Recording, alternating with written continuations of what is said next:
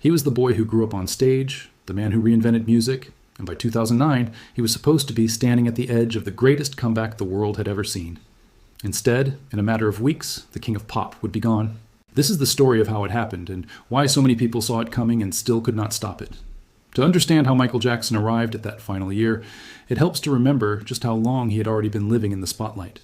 He had been performing since he was a child, carrying the weight of global fame from an age when most people are still figuring out who they are. Decades of scrutiny, of record-breaking success, followed by public controversy, followed by more scrutiny, had shaped a man who was constantly trying to prove himself to a world that both worshipped and doubted him in equal measure. By the time 2009 arrived, that lifetime of pressure had accumulated into something far heavier than any single tour could have caused on its own. By the start of 2009, Michael Jackson was a man caught between two realities. To the public, he was still the most famous entertainer on the planet, a living legend whose name alone could sell out an arena in minutes. But behind closed doors, his world was falling apart. Years of extravagant spending, failed business ventures, and the enormous cost of maintaining properties like Neverland Ranch had pushed him into a financial hole that seemed almost impossible to climb out of. Reports at the time suggested his debts had climbed into the hundreds of millions of dollars, and Neverland itself had come dangerously close to being repossessed. Promoted by AEG Live, the concert series was meant to be Michael's triumphant return to the stage after more than a decade away from full-scale touring. What was originally planned as a modest run of 10 shows at London's O2 Arena exploded almost overnight into 50 sold-out concerts, a number that stunned even the people organizing it. Ticket demand was so overwhelming that additional dates kept being added, each one adding more pressure onto a man whose health was already fragile. Michael reportedly agreed to 50 shows only on the condition that it would be the absolute limit. Those close to him say he never intended to go beyond that number, and that the sheer scale of the commitment weighed on him far more heavily than he let on publicly. His mother, Katherine Jackson, later spoke about how worried he seemed in private, describing a man who felt the enormous demand might be more than his body could handle. The rehearsal studios in Los Angeles became the center of the world's attention that spring, even though almost no outsiders were allowed inside. Dancers, choreographers, and crew members later described an atmosphere that swung between electric excitement and quiet worry, sometimes within the same afternoon. Everyone involved understood they were part of something historic, and everyone involved also understood in one way or another that the man they were building it around was not entirely well. As rehearsals began, it became clear that something was wrong. Michael still had flashes of the energy and precision that had made him a global icon, but those moments were increasingly surrounded by days where he looked thin, drained, and physically unwell. Kenny Ortega, the show's director and one of Michael's longest-standing collaborators, grew increasingly alarmed. Ortega had worked with Michael for years and understood his habits, his strengths, and his limits better than almost anyone on the production. What he saw in those final weeks troubled him deeply enough that he began raising concerns to those around him, worried that his friend was not receiving the kind of care he desperately needed. Michael's longtime makeup artist, who had worked alongside him for 2 decades, later described in court just how drastically his appearance had changed, recalling how visibly thin and frail he had become. Members of the production team spoke of Ortega going out of his way to make sure Michael was eating, sometimes personally ensuring he had food before rehearsals, and occasionally sending him home early out of concern for his condition. But the machinery behind This Is It was enormous, and enormous amounts of money were riding on every rehearsal, every show date, every ticket sold. The pressure to keep moving forward outweighed the pressure to slow down. At the center of Michael's physical decline was a battle that had started decades earlier. Since a devastating accident during the filming of a 1984 Pepsi commercial, which left him with severe burns, Michael had relied on powerful painkillers to manage chronic pain. Over the years, that reliance deepened into a dependency that extended far beyond physical pain relief.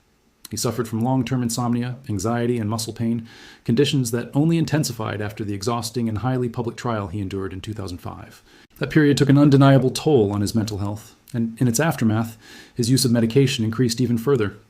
He was no longer only trying to manage physical pain, he was trying to escape the emotional weight of a life lived almost entirely under public scrutiny since childhood. It was around this time that Dr. Conrad Murray entered Michael's inner circle. Murray had initially built trust with the family through his care of Michael's daughter, Paris, and was eventually brought on as Michael's personal physician for a reported fee of around $150,000 a month. As rehearsals intensified and Michael's condition became harder to manage through conventional means, Murray began administering treatments that fell far outside standard medical practice, including doses of a powerful surgical anesthetic that had no business being used outside a hospital setting. Tensions behind the scenes grew as the opening night drew closer. Internal communications, later revealed during legal proceedings, showed a production team increasingly focused on keeping Michael functional enough to perform, rather than addressing the deeper issues affecting his health. A tense meeting took place at Michael's home just days before his death, bringing together AEG executives, Murray and Ortega, where friction over how to handle Michael's health surfaced openly. Despite the concerns raised, the decision was made to continue as planned, with Murray insisting that Michael's medical care be left entirely in his hands. In the days that followed, Michael's condition seemed to swing unpredictably. Some rehearsals saw him withdrawn and barely participating. Others saw him return with startling bursts of energy, reassuring everyone around him that he was fully capable of carrying out the tour. On June 24th, just one day before his death, he reportedly rehearsed with more intensity than he had shown in weeks, leaving the production team feeling confident that everything was back on track. The confidence would be shattered within hours. That same night, Michael struggled desperately with insomnia, unable to fall asleep despite exhaustion from weeks of rehearsals. He contacted Murray more than once during the night, pleading for something that would finally let him rest. Murray initially resisted, but eventually gave in to Michael's repeated requests, administering a combination of sedatives that included the anesthetic he had been using in place of appropriate sleep treatment. A recording made around this time captured Michael's voice sounding disoriented and heavily affected by the medication, a haunting glimpse into just how far his condition had deteriorated behind the scenes. By the late morning of June 25th, Michael finally appeared to fall asleep. He would never wake up. When Murray realized Michael was not breathing, critical time was lost before emergency services were even contacted. Paramedics arrived to find him without a pulse. He was rushed to a nearby medical center where doctors attempted to revive him for nearly an hour before officially pronouncing him dead. He was 50 years old.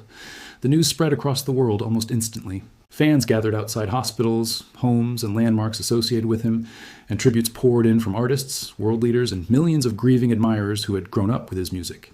As the shock settled, attention quickly shifted toward how exactly the king of pop had died and who was responsible. Investigators determined that Michael's death was caused by acute intoxication from the anesthetic Murray had been using as a sleep aid, combined with other sedatives present in his system. The Los Angeles County coroner would eventually classify the death as a homicide, a ruling that placed direct responsibility on the medical practices surrounding Michael in his final months. In 2010, Conrad Murray was formally charged with involuntary manslaughter, with prosecutors arguing that his negligence directly contributed to Michael's death. The trial that followed in 2011 became a global spectacle, drawing testimony from medical experts, security staff, and members of Michael's inner circle. Prosecutors depicted a physician who had abandoned basic standards of care in favor of accommodating a demanding production schedule, while the defense attempted to shift responsibility onto Michael himself. After a lengthy and closely watched trial, the jury found Murray guilty. He was sentenced to 4 years in prison, though he was released after serving less than half of that sentence due to unrelated changes in state prison policy. The legal fallout did not end there. Michael's family later pursued a wrongful death lawsuit against AEG Live, arguing that the company bore responsibility for hiring and continuing to employ Murray despite mounting warning signs. Though the trial in 2013 acknowledged that Murray had been unfit for his role, the jury ultimately ruled that AEG could not have reasonably known this at the time of hiring, and the company was found not liable. In the years since, Michael's estate, managed carefully by longtime advisors, transformed what had once looked like a financial catastrophe into one of the most valuable entertainment estates in history. Through music royalties, licensing, film projects, and posthumous ventures, the estate has generated billions of dollars, ensuring his legacy continues to reach new generations long after his death. In the years since, Michael's estate, managed carefully by longtime advisors, transformed what had once looked like a financial catastrophe into one of the most valuable entertainment estates in history. Through music royalties, licensing, film projects, and posthumous ventures, the estate has generated billions of dollars, ensuring his legacy continues to reach new generations long after his death. Documentaries, tribute concerts, and reissued albums kept his name alive in the years that followed, introducing his music to audiences who had never seen him perform live.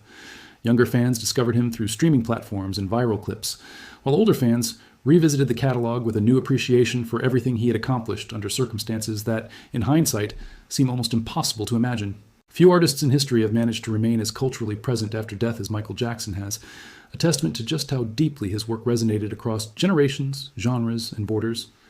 More than a decade later, questions still linger about those final months, about how so many people close to him could see the warning signs and still fail to change the outcome.